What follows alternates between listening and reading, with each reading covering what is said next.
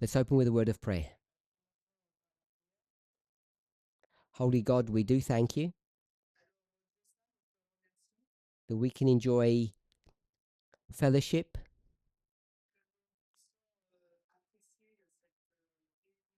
and friendship, not only with you, but also with one another. As we turn our attention to the great work that we have been given,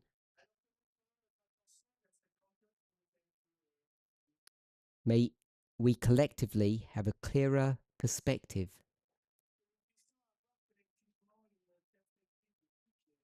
of the high calling of this movement. In Jesus' name, Amen.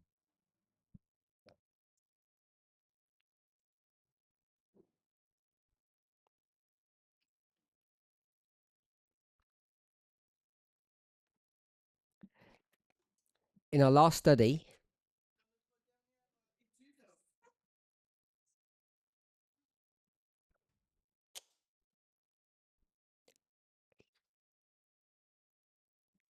we spoke about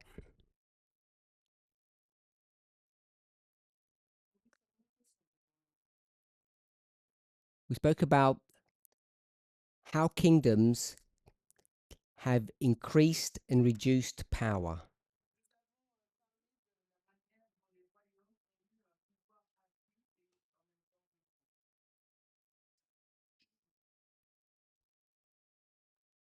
You can see that on the board.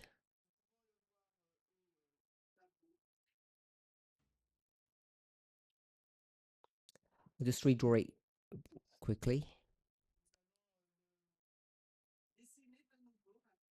We have 2021. We have the throne, and it has less power and more.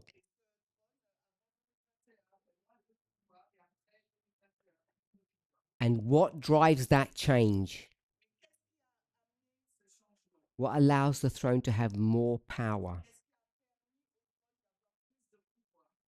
Remember what we said? External events.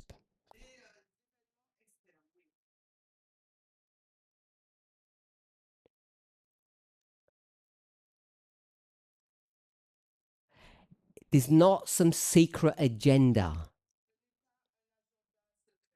There's not some conspiracy.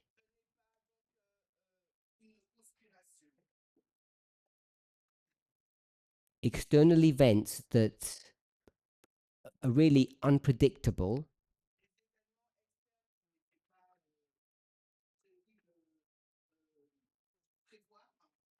come upon the nation, and a response needs to be given. And in what we're discussing, it's this throne receives or gets more power than it had in the past.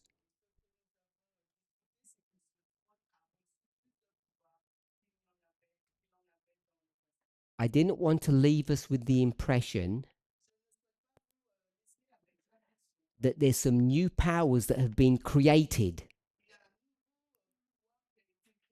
that suddenly we say this seat can have more power than it had in the past. That's not the case.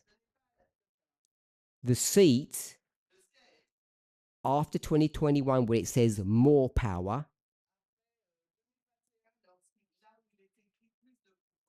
it had the same power before, but it wasn't able to exercise it. So, to help explain that, we went back to the beginning of the United States. I think it was Revelation 13:11. I saw a lamb-like beast rise up out of the earth.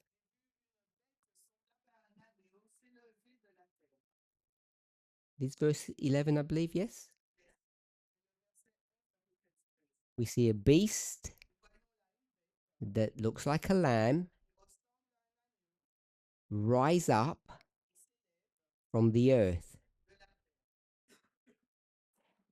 In comparison to another beast that rose up out of the sea in the previous dispensation. And we saw that John was at the conjunction or the transition from one dispensation to the next.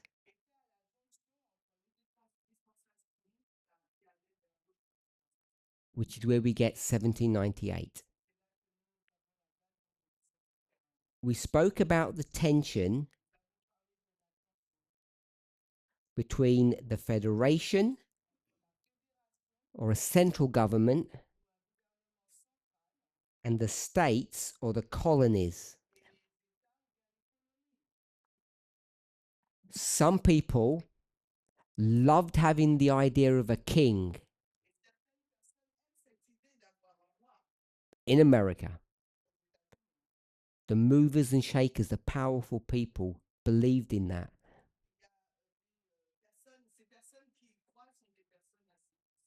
Others said no. It would be foolish to repeat the mistakes of the Europeans.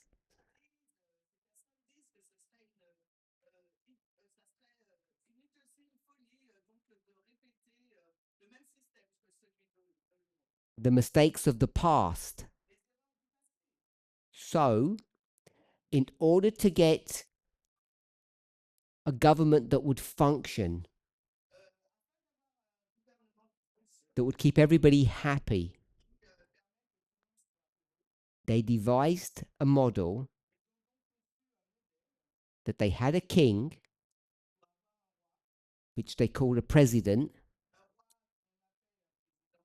with all power. And they said the states, which today we would call Congress, would limit the power. So this all-powerful seat would need permission to do very important things.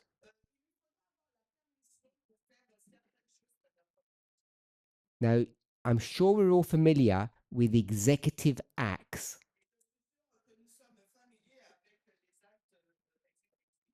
So these executive acts that you see happening all the time now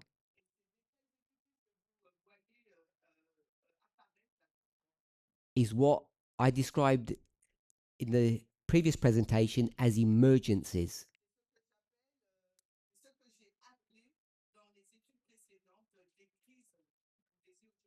Some emergency has happened, and the seat, the king, needs to make a decision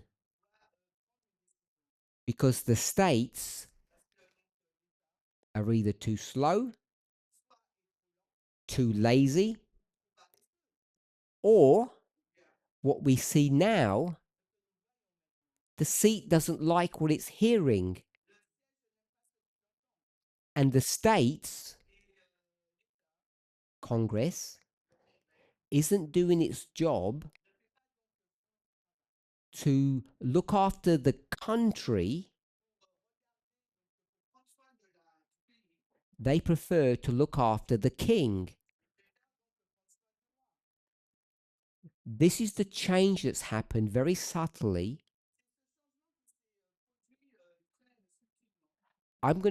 We're all familiar with what a party is. You have them in all countries.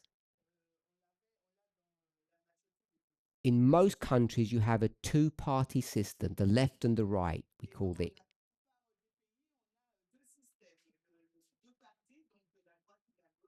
When America started, I'm going to use the word party, which isn't technically correct.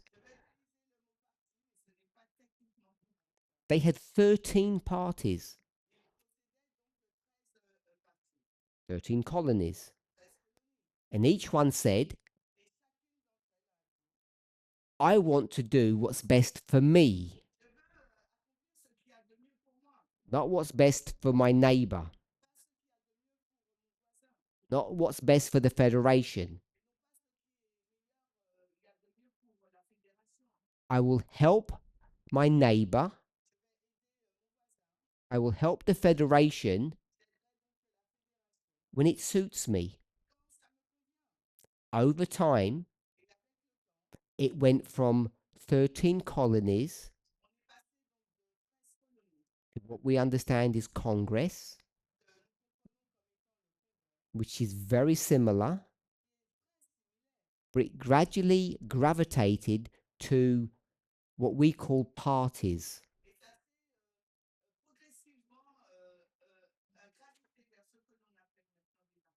Eventually, it went down to two parties, left and right, Democrats, Republicans. And once you get into that dynamic, then this king doesn't get chosen by the 13 states or the people. The system changes ever so subtly over time. And then you get what we call the presidential candidate.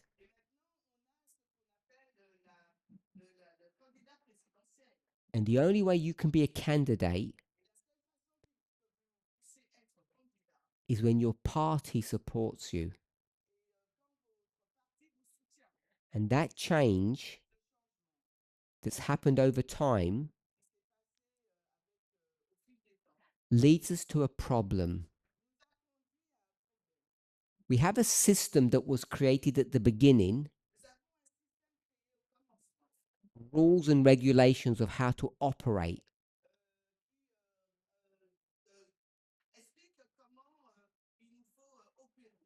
It was created to meet the needs of a country that was small, not technologically advanced, and only had 13 states. When I say small, it wasn't even what we call the United States.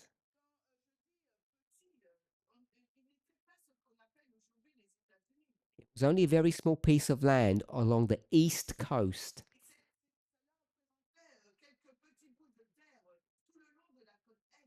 Today, that country is much, much bigger. It's now over 300 million people. It went from 13 to 50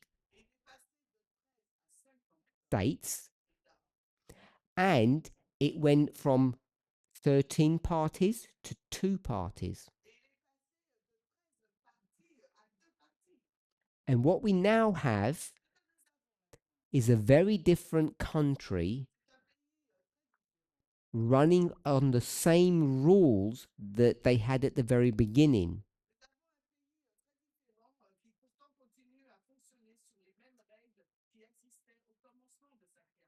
And to put it simply, there's a disconnect. There's a disconnect between the beginning and the end because they're using the same rules to run a country that looks very, very different.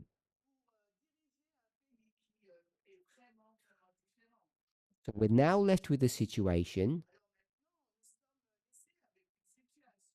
that the seat that was all powerful at the beginning, when external events happen, them emergencies, the seat says, I will react to that and takes on, or more accurately, is allowed to exercise the power that it already was given, uncontested, unchecked. And that's why it looks that something changed fundamentally in 2021.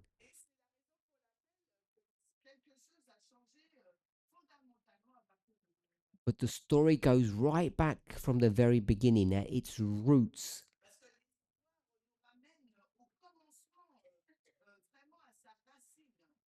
Now, if we can understand that 2021 story that's on the board,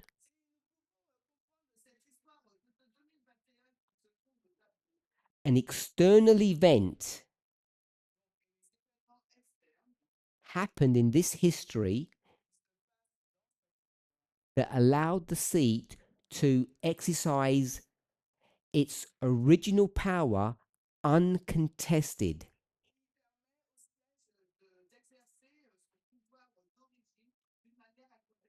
There was no creation of new power. If we can see that, and I hope that we can, it explains more accurately another waymark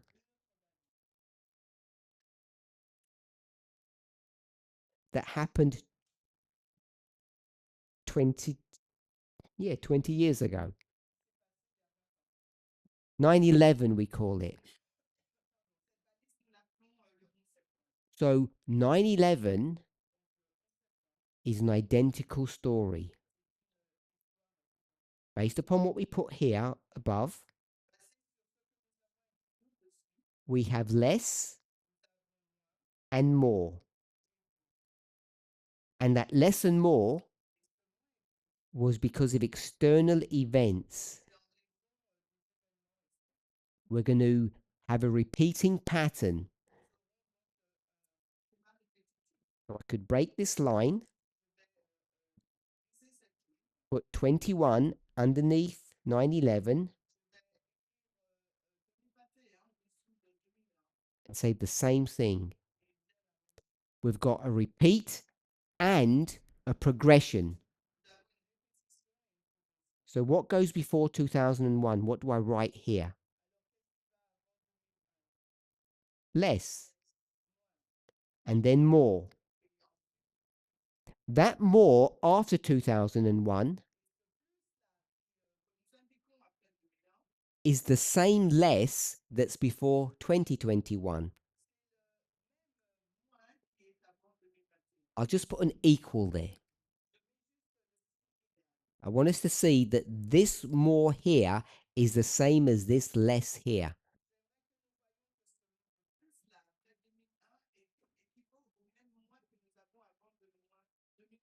So it goes from less to more to even more. Hopefully we can see that. The external event that happens in 9/11 is that terrorist attack. And when that terrorist attack happens, an external event, when you go from 1 to 2, the seat says, this is an emergency and we need to make some serious decisions. And that seat ends up being allowed to exercise more power.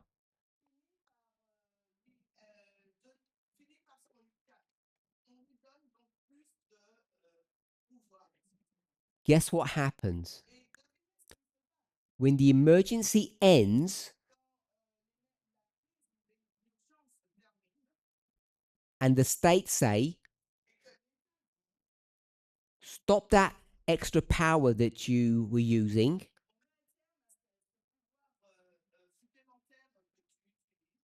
the seat, the king says, no way. This power is useful because we can do so many good things for the sixth kingdom. It's a good kingdom. We can do some really good things with this power.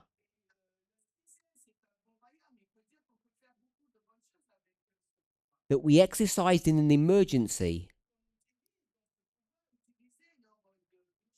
Let's carry on using it in a non-emergency. Another emergency comes, given COVID, same thing happens. Another thing occurs, given the Ukraine war, same thing continues. When these external emergencies happen, executive orders are given,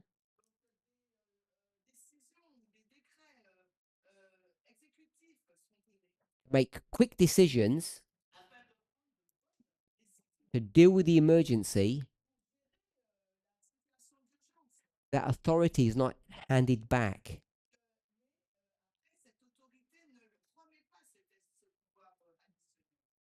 The federation gets stronger. We'll now call it Congress, not the states. Gets weaker. Now, I use the word weaker, but I'm going to change it now to say becomes more partisan.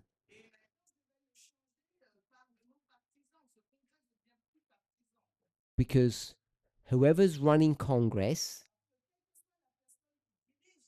if it's the same party as the king,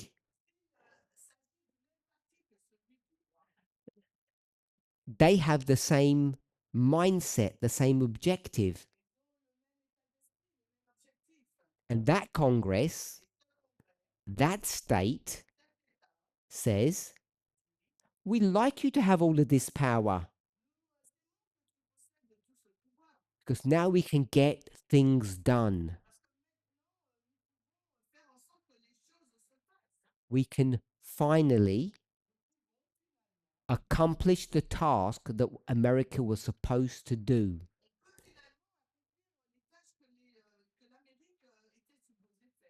And the phrase that they use is to make America great. We can leave the again bit out because it depends when again, what that would mean. So I want to say America was created by God to be the superpower of the world, to teach the world what God's kingdom should look like. Manifest destiny. That means God had a plan to bring humans from the dust to glory. And God created, raised America to do that work. It's the manifestation of their destiny. So, both parties have a very different view of what that destiny looks like.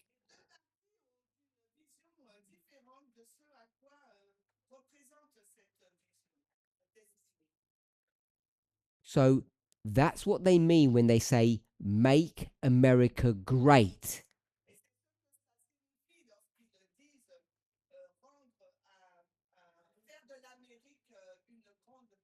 Now that catchphrase is something that the right have like copyrighted.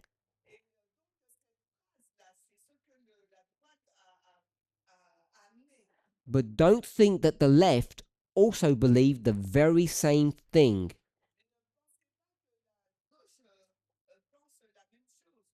They also want to make America great. They also love, we'll call it MAGA. The difference is how they define great, how they define manifest destiny. Whichever side you go on, they both want the same thing: make America great, to fulfill its divine mission. So I hope we can see that when we said here to explain what 2021 was about, more or less, I'll put it here. It's not the creation of new power. The seat does not have new power. What it has is the ability to use its original power unchecked. Unchecked by the states or what we call Congress.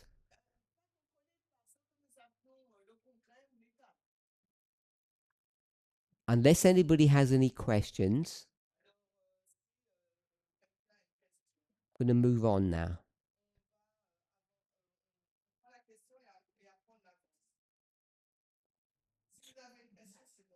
So what I've tried to explain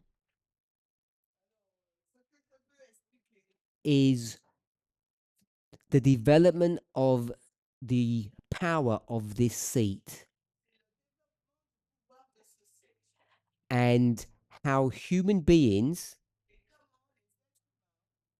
with a clean sheet of paper want to create a new government, and the difficulties and the problems that they face that we're seeing the results of today. Voilà.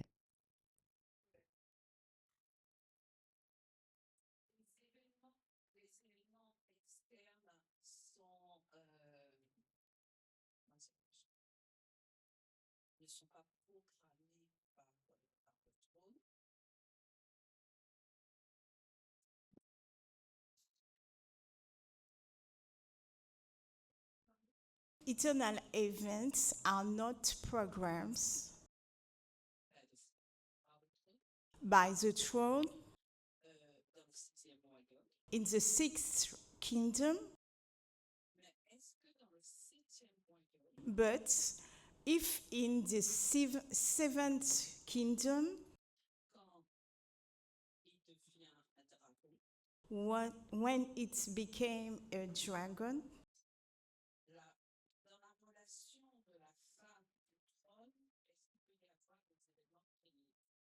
in the relation from the woman to the dragon, to the throne,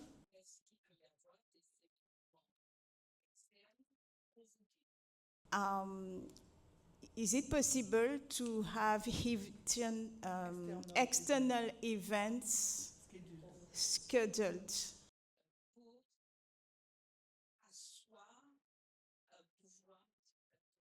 to set a dictator power?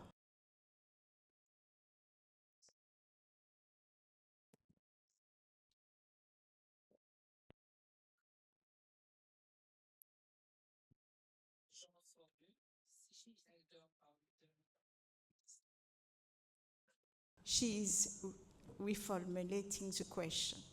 Oh, okay. In the seventh kingdom,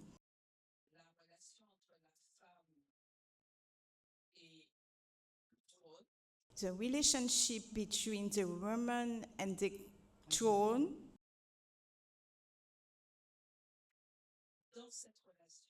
in this relationship,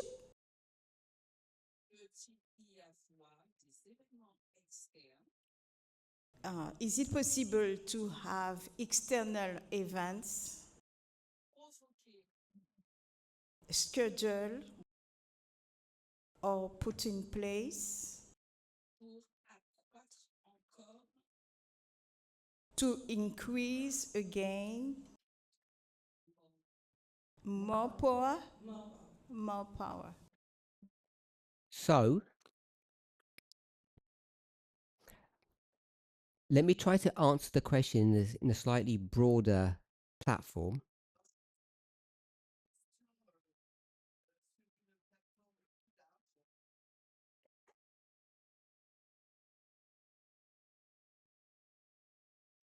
Now, this waymark is the Sunday law, not 2021, not the formalization. Now we have the seventh kingdom,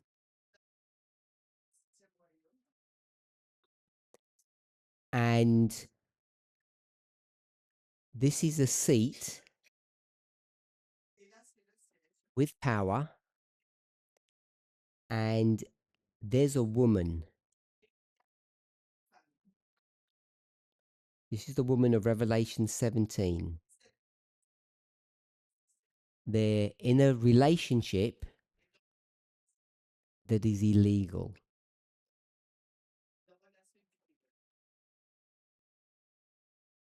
This throne before was the same throne, and it was in a relationship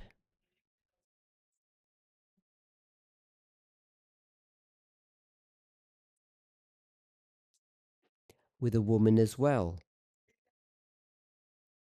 But this woman was not the woman of Revelation 17. This is not a straightforward subject, but this is the woman of Revelation 12. And that takes quite some explanation to demonstrate that. But if you can bear with me, I think all of us would agree that this woman is good.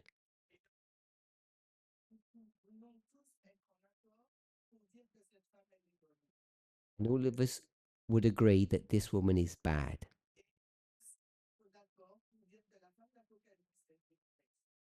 So when I said that we've made some changes, just to remind us what point number that was.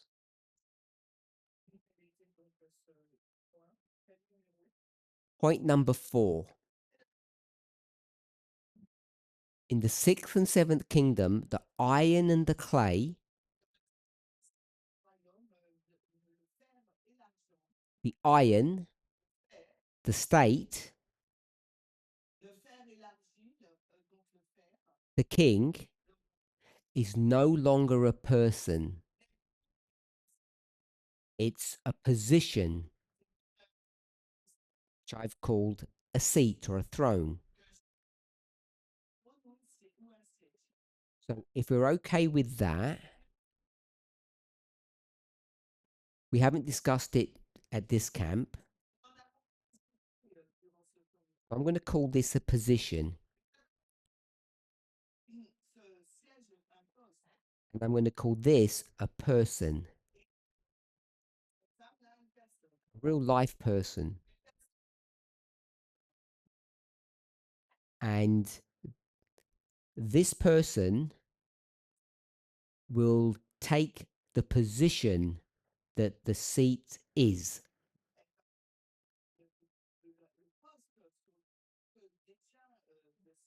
If that did not make sense, I'm just going to reframe it in the way that Corinne framed it in our first class.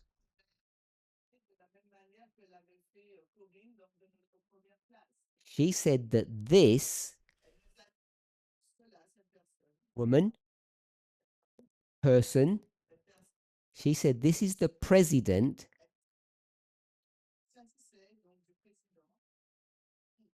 president, and this seat, this position, I don't know if we remember what she said. What do we do? This is the presidency. And hopefully we know the difference between the two.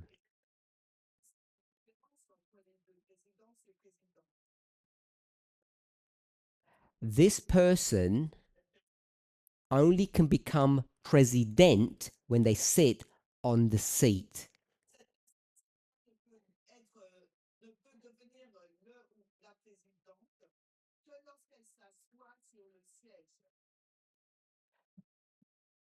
In Revelation 17, we have other stories. We have Ahab and Jezebel. We have, what's the other famous one? Herod and Herodias. Herod and Herodias, Jezebel and Ahab. We used to teach using the fifth dispensation model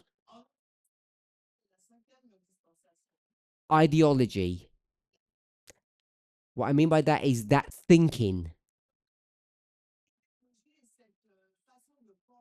that these are two people. We taught that the woman controls the man. Everybody, you can see that in the stories, we know that. And we base those real literal stories and said at the end of the world, very similar to the fifth dispensation, the fifth kingdom,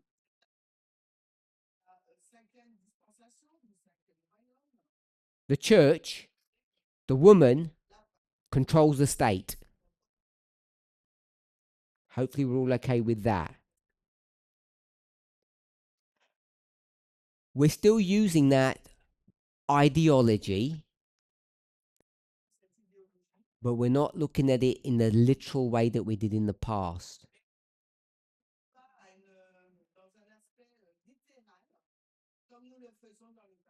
So the president is controlling the presidency. The woman of Revelation 17 is manipulating the king, and the fruit of that relationship makes the people drunk, confused of what right and wrong are. So I alluded to this at the end of our last study. If you, the people of this kingdom, the stone, which we call the movement, if you don't want to be confused, we need to have a kingdom, a movement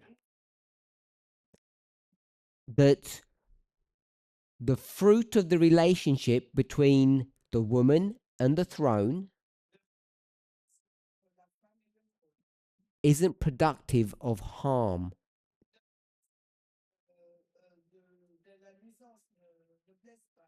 The fruits of that relationship doesn't make you drunk.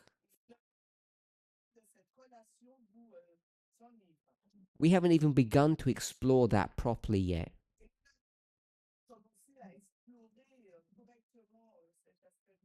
Coming back to what we have on the board, what's on the other side is the same.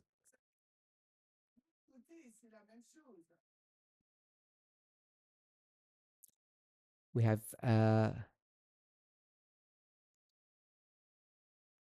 presidency and president. Now, I'm going to say simply that the president is good. I've said it here, Revelation 12. And the president is bad, Revelation 17. From Jezebel and Herodias, we know that, that in the model that we currently have, a person controls the position. A woman controls the man. So it happens in both phases. In this one here, before, the good woman does what? Controls the king. And in this one, the bad woman controls the king. So on the left, when the good woman controls the king, we can just simply say this is a good model, and on the right, it's a bad model.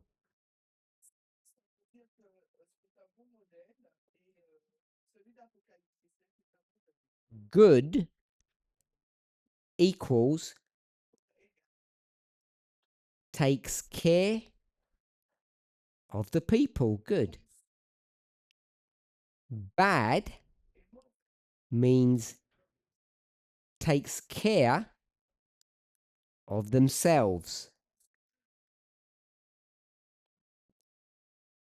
The accumulation of power that occurs on the left and the right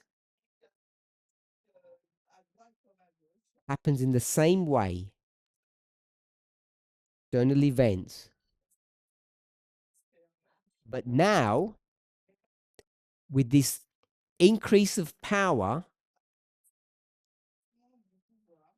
it's there to serve themselves, not to serve the people.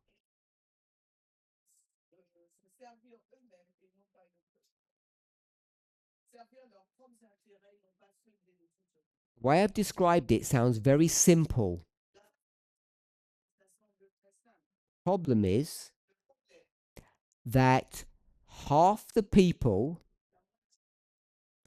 half of Congress, not technically correct, but half the states agree with all of this. because it's all one party. It's only the other half that disagree. So the people, half of those people, are they happy or are they upset with this thing that's bad on the right hand side? They're happy. They say, we're becoming great again. This is exactly what we wanted. So they call bad good. That's what's complicated when you go from this simple model to real life. Question.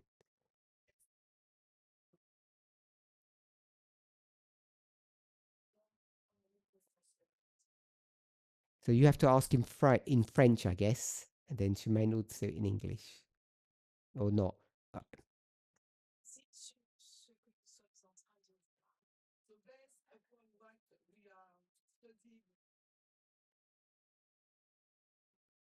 Oh, the other way around. Go ahead.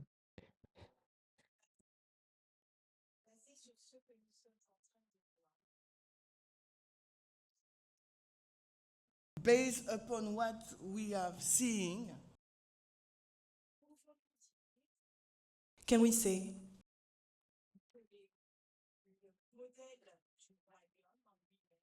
that the model of the kingdom in itself is a bad thing?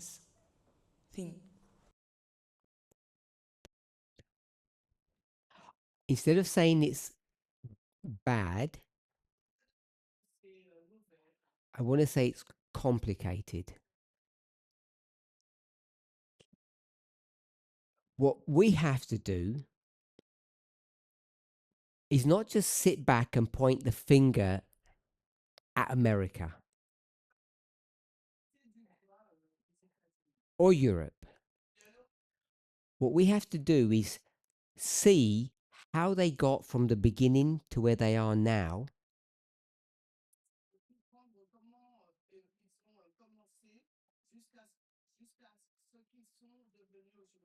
and ask ourselves the question, what would we do if we were in their position? Because it's not an if, we are in their position.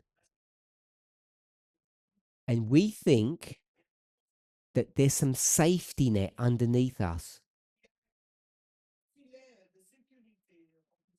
that God is this safety net, and all of our foolishness, all of our mistakes that we're doing here on earth, we don't have to worry about, because in the real kingdom, the heavenly one, God's one, where God rules, not me, everything's beautiful.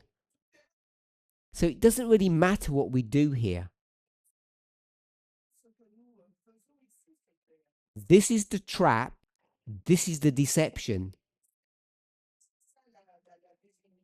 This is the mistake that in the movement we have not seen and are beginning to recognize.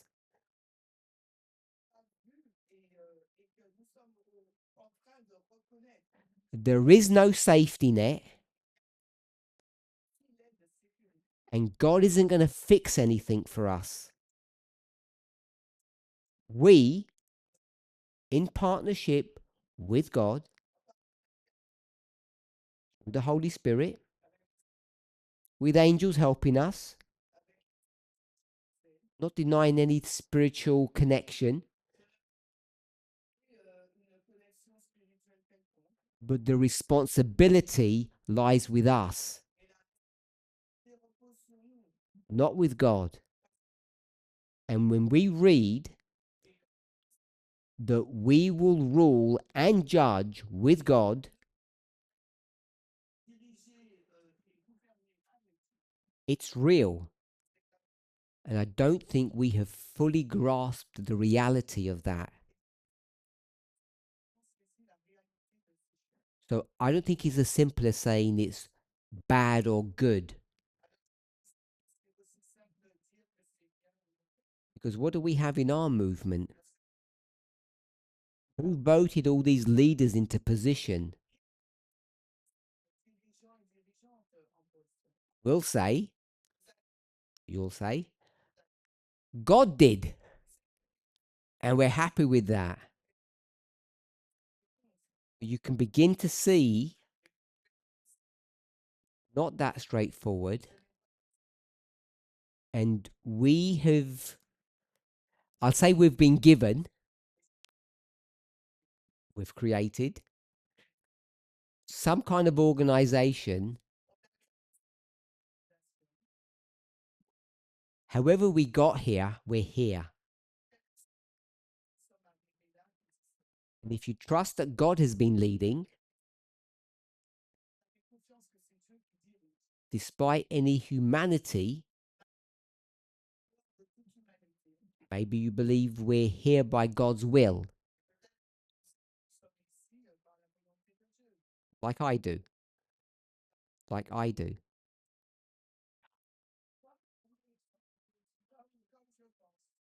But that doesn't mean what we have is going to take us all the way to the end of this world and the one to come.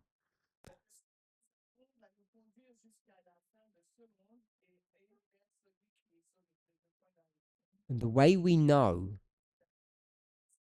how we should govern ourselves is by comparing and contrasting,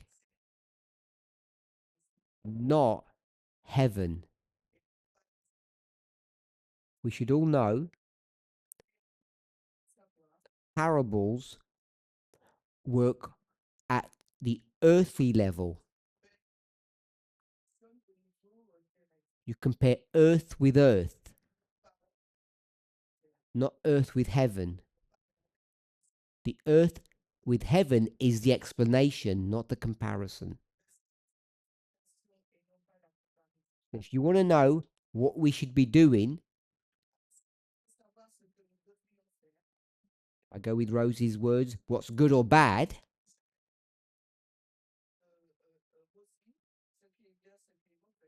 complicated situation,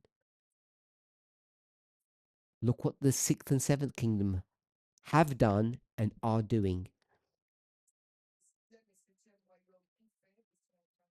See what's right and what's wrong, and transfer all of that into what we should be doing.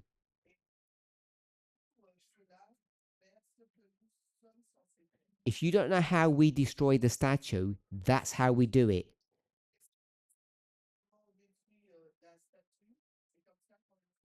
By creating rules, institutions that work properly.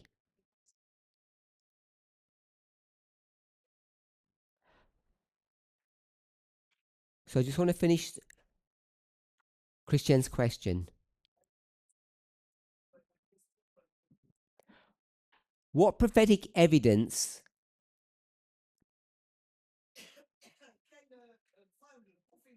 helps us to understand when Trump becomes the woman of Revelation 17?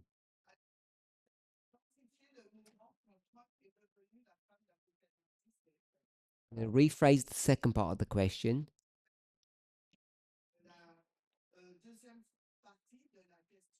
Is it January the 6th,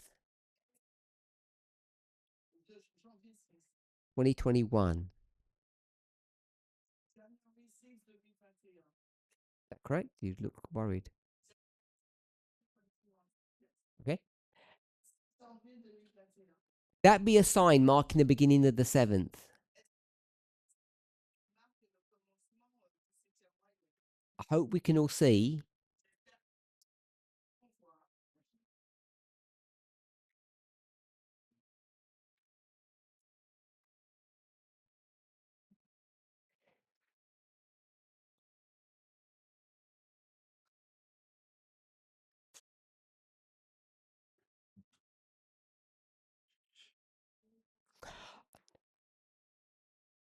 I hope we can all see something.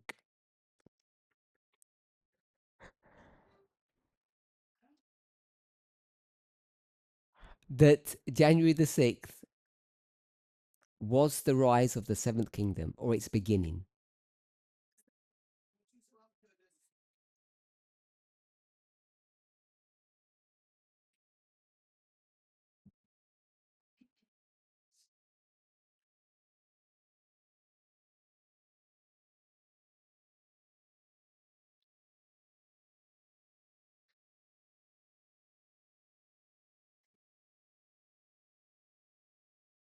For those online, we have a technical problem.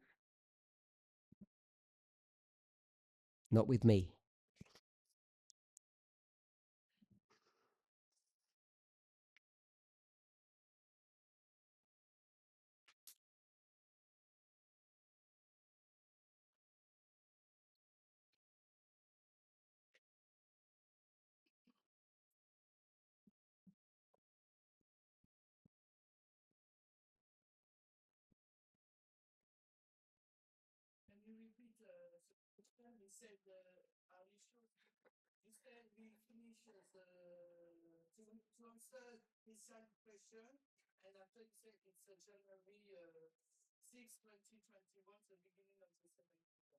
So if we put together all of what we've discussed,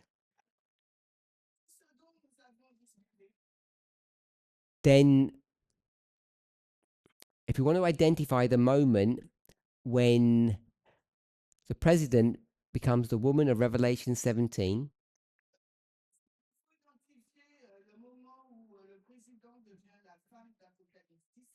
was before the president was the woman of Revelation 12. When does that happen? January the 6th. And that's why we would mark that as the beginning of the seventh kingdom. Hopefully that addresses that bit.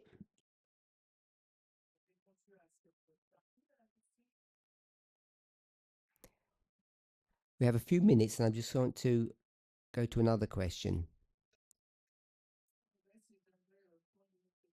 This is question 3. Actually number 2 on the list. So I'm going to read the question. I don't understand the actual context because it's a personal question about something that's happening in the group here.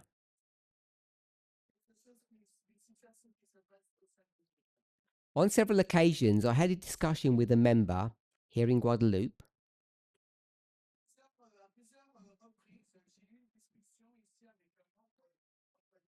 And that person wants to convince me of something.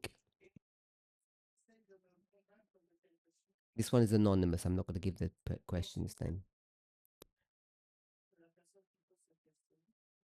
Does equality mean to be the same or identical?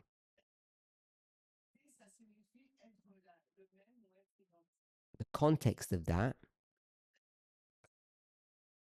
the question is asking me, why do extroverts want others to look like them?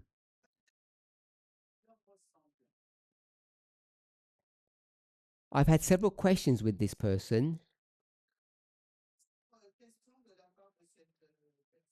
Despite all of those conversations, They're still trying to persuade the person who's asked this question that equality means being the same, behaving the same.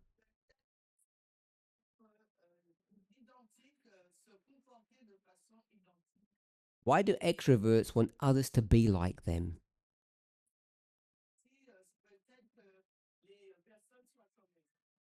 So, I didn't ask the question of this, but it seems to me, if I were to compare and contrast extroverts and introverts,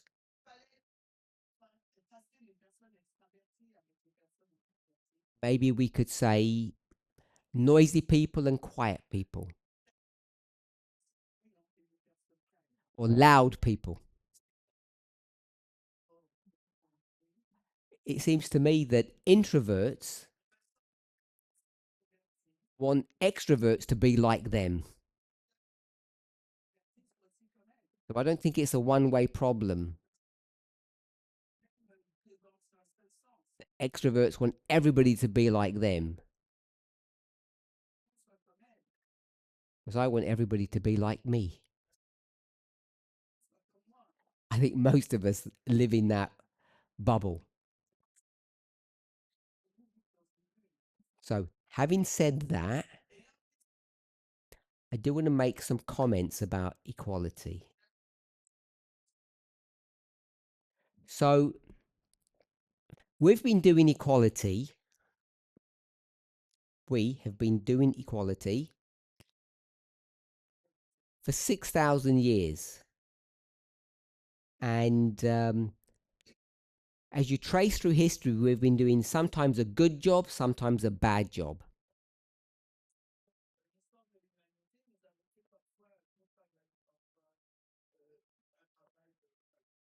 And I've tried to explain how those changes happened through history.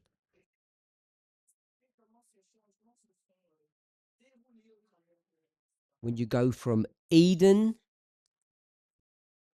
to darkness to Eden. So I'll just draw that. I've drawn something like this before.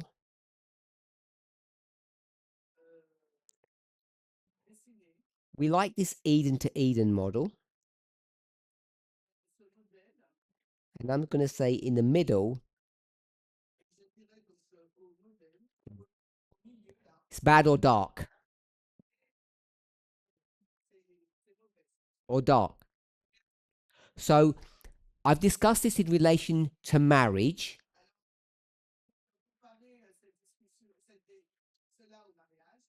And I said at the beginning, marriage was about companionship.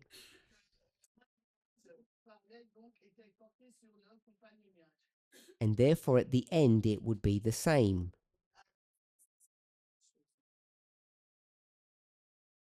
By the way, even in the early days of our first angel,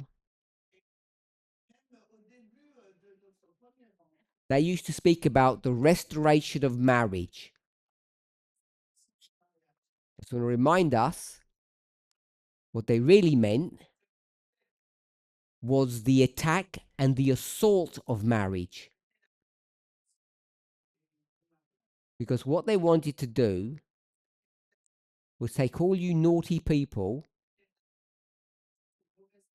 and bring them back into the dark ages. So women would know their place properly.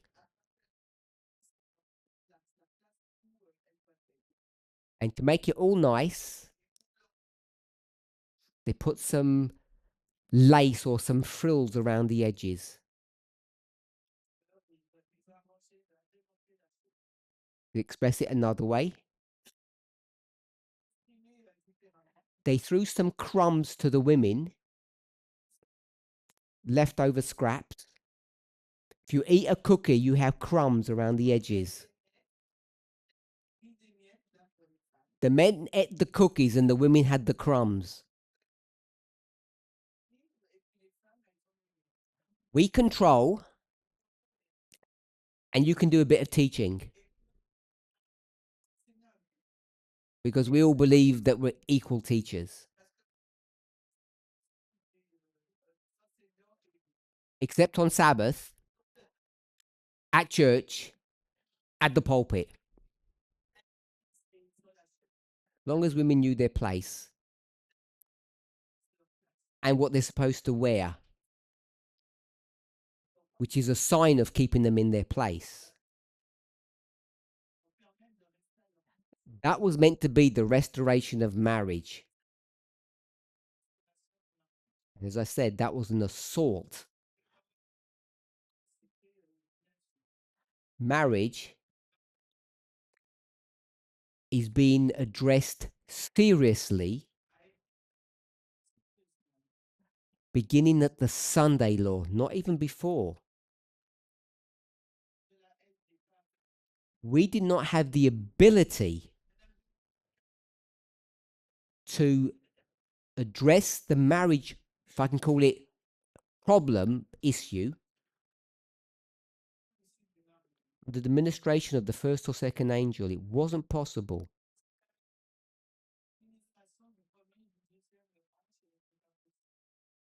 I'm not telling you why. Yet. Today. So there's this bad bit. And we're going to call this, I've called it bloodlines. I've called it agriculture.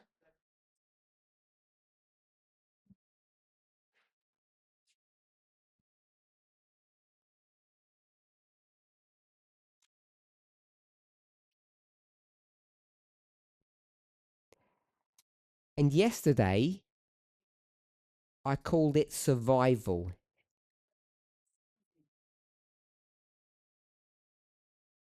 But I think I or others have used that in the past as well.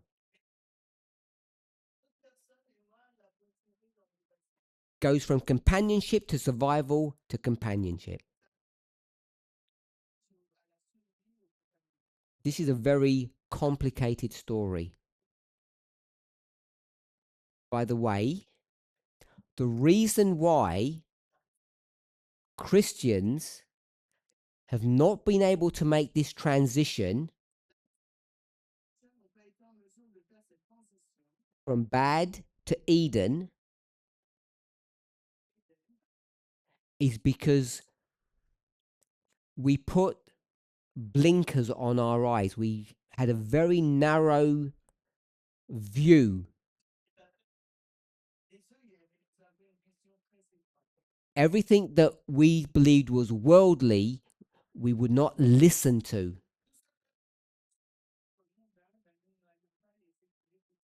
Common sense was thrown out. And it was substituted with the "Thus saith the Lord." Even if what the Lord was saying made no sense. It was madness. We still would follow it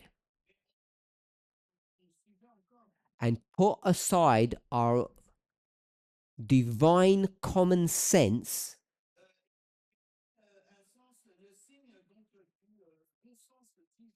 That's why we weren't able to make this transition from survival to companion. I'll even call it from slavery, which is what Elder Tess taught, to freedom. We weren't able to do that because of how we viewed the gospel. So I want this to take us back when we're thinking about equality.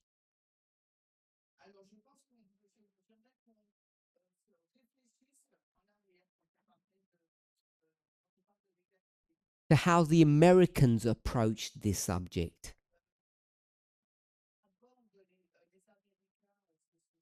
not about marriage, not specifically about men or women. So even though there's specific areas that are addressed,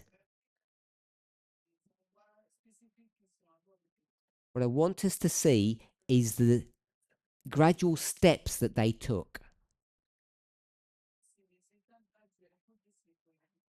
And the way they approached the subject of equality should help us to define what equality means. So they have a constitution, which is a law. And that law sounds beautiful. But the way it's written, with these flowery, beautiful words, lack common sense. Which is exactly what I just said a moment ago about inspiration. So the Americans were forced to use common sense and change the law. They called it amendments. Remember we spoke a minute earlier about the federal and the state tension.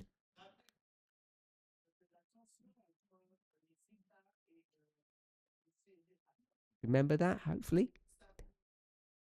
It was so bad, the tension, they produce a federal document called the Constitution. And the day they make that perfect, beautiful document,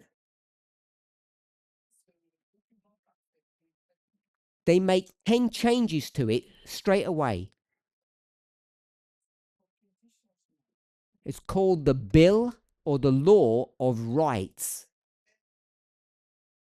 The rights of the states. And it's 10 of them. And so you've heard about the amendments. The first 10 amendments, which means change the law, were created on day one when the law was made. If someone can explain the logic for that, it's amazing how you do that. They thought that would be enough. 10. The round number. It's a round perfect number. And then they realize it's not. Because they're going to go to war amongst themselves. The First Amendment, not number 1, is number 13. So they're going to make an amendment. And the 13th Amendment is an amendment about equality. And this is in 1865. And now, slaves and free people are equal.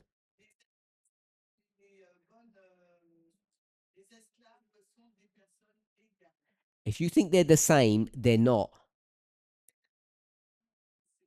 They don't look the same. They don't behave the same.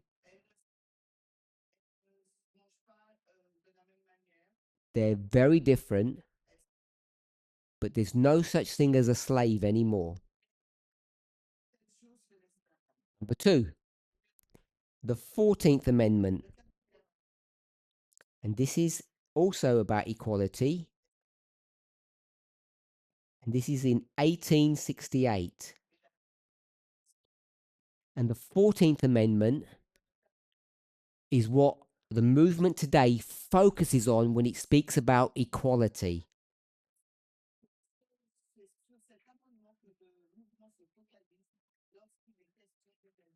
This is the star of these amendments.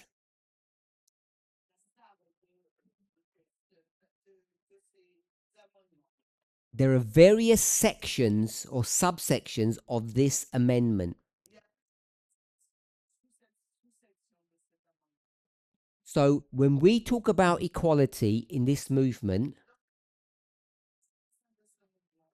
what we're really talking about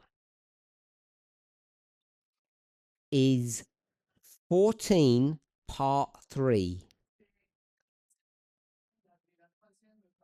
the third clause. This says that everyone is equal under, which means in the eyes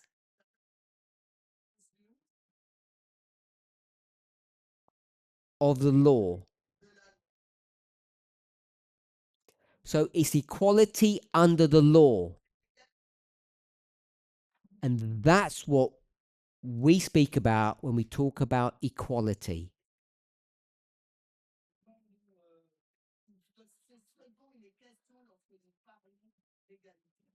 Two people who are very different in color, size, intellect, gender, personality, extroverts and introverts, nice people, bad people, stubborn, compliant,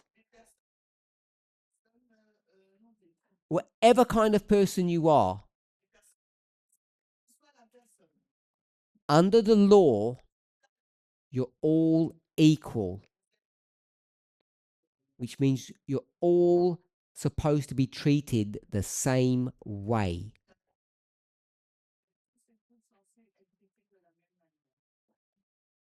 So when we speak about being equal, it's not about having the same abilities. Not about women being equal to men in some capacity.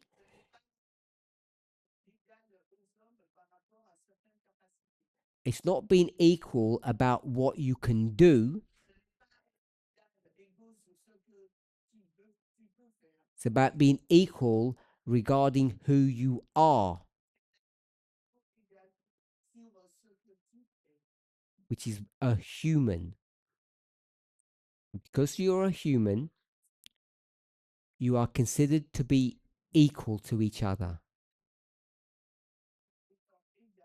So, the discussion between the two members here,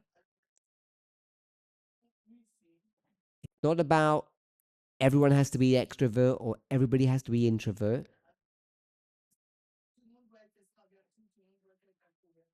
That's a manipulation of the idea of equality.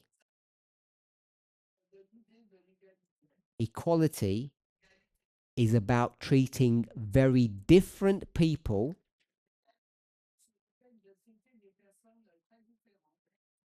in the same way. And what I mean by in the same way, I mean legally. They all have the same legal rights. That's what we mean by equality. That's what the Americans were confronted with. They had several other amendments after that, and all of them were designed to make very different people have equal access to the law, to be treated the same way. You go to court, Rich people don't get treated better than poor people. And that's why in many countries, you see the picture or the symbol of justice being a person that's blindfolded.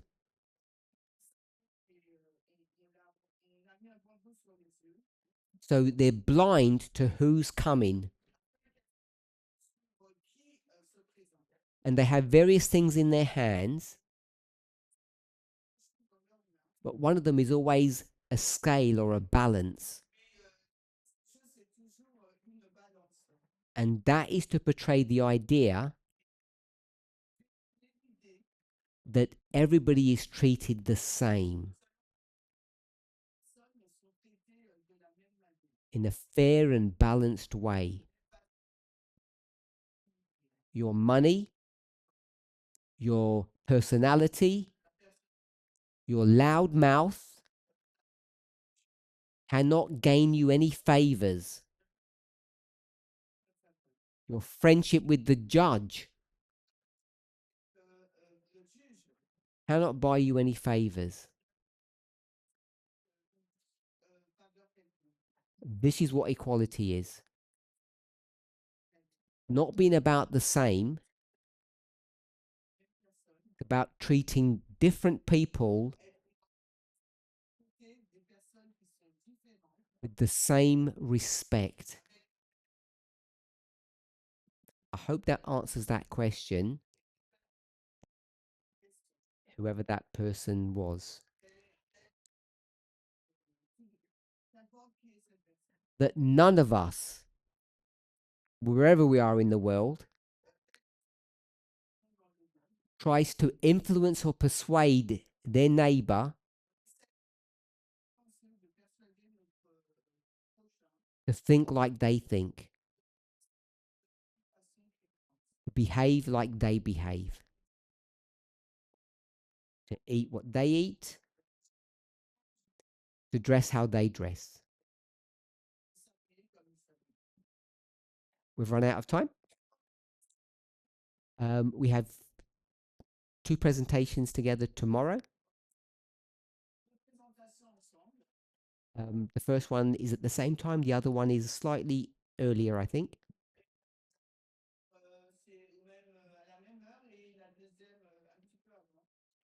Let's close with prayer. Holy God, as we look to the kingdoms of this world to understand our place in Bible prophecy, may each of us individually and together understand the work that we have been given to correct the mistakes of the past and to build a kingdom with you that's safe and affords people equal rights. If we are not currently doing that, may it be our collective prayer that we correct the mistakes that we're making, that we lay aside our humanity, our opinions, and work in a way that reflects your purity and your divinity. When it comes to matters of judgment and law. In Jesus' name, amen.